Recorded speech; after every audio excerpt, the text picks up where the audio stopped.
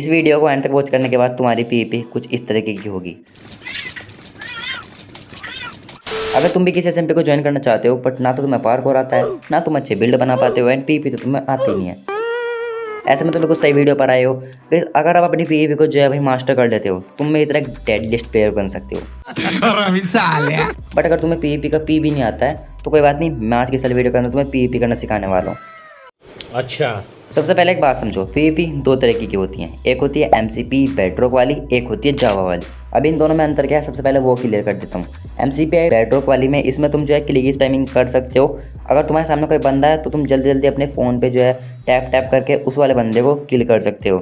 But जो जावा वाली है उसके अंदर ऐसा नहीं होता है। उसके अंदर जो तुम्हारी स्वॉर्ड है उसको कूल डाउन होने के लिए थोड़ा समय लगता है, जो कि तुम्हें उसे देना पड़ेगा। बट अगर जावा एंड पोजाव के अंदर तुम किसी बंदे के सामने क्लिक स्पैमिंग करते हो तो भाई वो समझ जाएगा कि तुम एक नंबर के नूब हो एंड भाई वो तुम्हारी गुद्दी बहुत अच्छी तरीके से चटकाएगा।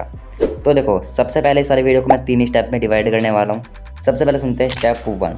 अबे देखो, जस्ट आपको जो अपनी सेटिंग के अंदर आ जाना है, ठीक है, गेम वाली सेटिंग के अंदर जस्ट वहाँ पे जो आपको जाना है FOV में। अभी देखो, ये जो 110 वाली FOV होती है इसको बोलते हैं प्रो। एंड ये मत समझना कि भाई प्रो पे खेल के तुम प्रो बन जाओगे, इंसानों की तरह 80-85 पे खेलो, वो ज़्यादा बेटर रहेगा। क्योंकि देखो, अगर आप पूरी की पूरी 110 कर लेते हो उसमें कुछ नहीं होता, बस तुम्हारा एम जो हल्का हल्का लैगी लैगी तुम्हें जो है फील होगा। एंड भाई जब तुम अच्छे एम पे बंदे को नहीं मार पा रहे तो लैगी एम पे भाई तुम क्या ही मारोगे। तो मेरी बात मानो, 80 से लेकर 85 तक रखो, ये बेस्ट होती है। एंड इसको कभी मत हिलाना, ठीक है। अभी भाई बात करते हैं अपनी सेंसिटिविटी की। आपको आना सेंसिटिविटी में।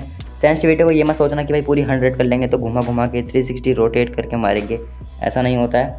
देखो, ज़्यादा सेंसिटिविटी से बस तुम्हारा एम जो है इधर उधर भगेगा, ठीक है, उससे कुछ भी नहीं फ़र्क पड़ने का। तुम्हें जो है देखो, अगर तुम अब से स्टार्ट कर रहे हो तो तुम्हें 50 से 60 पे खेलना है। बट अगर तुम्हें एक आध हफ्ता हो चुका है तो तुम 70 पे खेल सकते हो।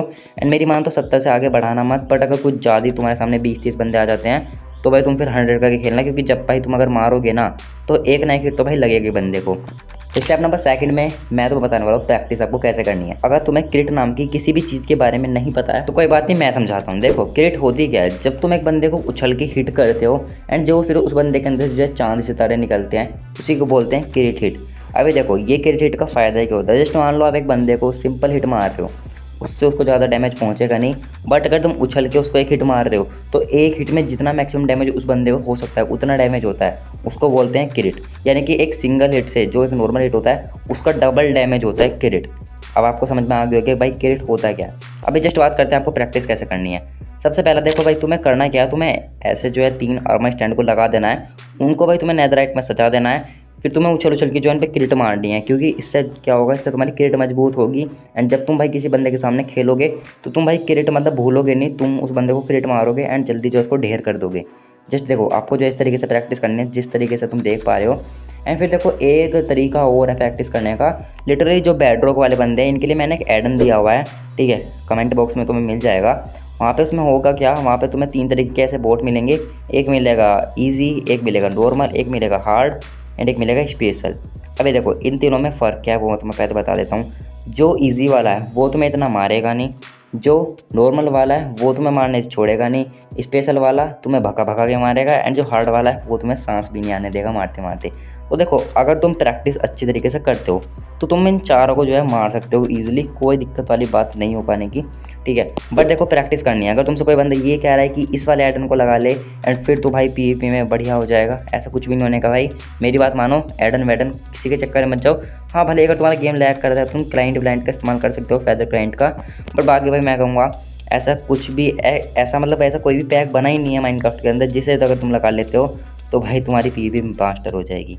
ऐसा कोई पैक नहीं है, तुम्हें प्रैक्टिस करनी पड़ेगी। बढ़ते अपने अगले स्टेप की तरफ, स्टेप नंबर 3। जस्ट मान लो तुम 3 हर्ट पे हो, सामने वाला बंदा भी पता नहीं कितने हर्ट पे तुम्हें पता नहीं है, बट तुम सोच रहे हो कि मैं इन 3 हर्ट के अंदर सामने वाले को मार सकता हूँ। ये गलतफहमी अपने दिल से निकाल दो। तुम्हें जस्ट करना क्या है, अगर भाई तुम 5 हर्ट पे रहते हो, मतलब 5 तो नहीं, देखो अगर तुम 6 हर्ट से नीचे आते हो ना तुम्हें तुरंत हीलिंग करनी स्टार्ट कर देनी है। क्योंकि भाई अगर एक बार उस बंदे ने तुम्हें मारना चालू करा तो भाई फिर तो भाई वो तुम्हें डेड करके छोड़ेगा, वो तुम्हें फिर सांस नहीं आने देगा। तो मेरी बात मानो, 2-3 हर्ट पे हील करने से बढ़िया है 6 हर्ट से नीचे आते के साथ ही हील करने लगो। उससे जो है क्या होता है, सामने वाला बंदा मतलब उसको ऐसा लगता है तुम्हारी हेल्थ कम है, बट तुम्हारी हेल्थ कम नहीं होगी एंड जब वो तुम्हें मारेगा तुम उसकी 32 ईजिली बना सकते हो। अभी एक चीज़ और सुनो, तुम्हें भाई कभी भी सामने वाले को पीठ दिखा के नहीं भगना है, क्योंकि अगर तुम सामने वाले को पीठ दिखा के भगोगे तो भाई वो तुम्हें ज़िंदा नहीं छोड़ेगा। ये बात भी भाई तुम एक तरीके से गांठ बांध लो, कि सामने वाले को जो है भाई तुम्हें कभी भी पीठ नहीं दिखानी है। बट भाई अगर तुम्हें 3-4 बंदे तुम्हें मार रहे हैं लगातार, तो भाई तुम पीठ वीठ कुछ भी दिखाकर भाई भाग लो बस वहाँ से, क्योंकि अगर तुम भागोगे नहीं तो भाई तुम मार खाओगे। अभी देखो इसमें एक चीज़ और होती है, लिटरली अगर तुम्हें कोई बंदा नीचे से मार रहा है एंड तुम ऊपर हो, 3 ब्लॉक के गैप में हो, तो नीचे वाला तो तुम्हें छू सकता है, बट अगर तुम ऊपर हो तो तुम उस वाले बंदे को नहीं छू सकते एंड वो तुम्हें ईजिली ठिला देगा। इस बात का भी ध्यान रखना। तो ध्यान रखना कि भाई अगर वो तुम्हें सामने वाला लाइक चैन में मार रहा है ना, तो भाई पहले जो है लाइक उसका चैन कॉम्बो बिगड़ने दो। जब उसका कॉम्बो बिगड़ जाए वापस आ जाओ एंड फिर फाइट करनी स्टार्ट कर दो। आई होप तुम्हें इस वाली वीडियो से थोड़ा बहुत भी समझने को मिला होगा। अगर तुम्हें इससे कुछ भी मतलब तुम्हारी इंप्रूवमेंट होती है ना पीवीपी में, तो भाई इस वाली वीडियो को लाइक करके चैनल को जरूर से सब्सक्राइब कर देना। एंड या तुम भाई बाकी की मतलब बाकी और वीडियो चैनल की जो है उनको जाकर के एक बार चेकआउट कर सकते हो। बाकी तो देखो मिलते हैं अगली वीडियो में, तब तक के लिए love you guys, keep trending.